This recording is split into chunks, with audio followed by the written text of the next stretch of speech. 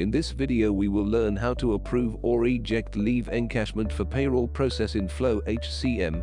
First of all, we will log into FlowHCM portal. Here is the dashboard. Click on the Payroll module on top navigation bar. So here you can see payslip approval form. Here you can see all the filters for selection criteria of approvals. Payslip type drop-down shows all types of requests that can be viewed. Select leave encashment from drop-down.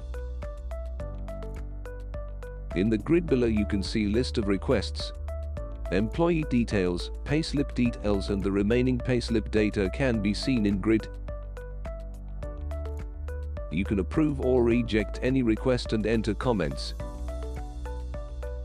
Then save. System will show a small pop-up indicating that your request is successful.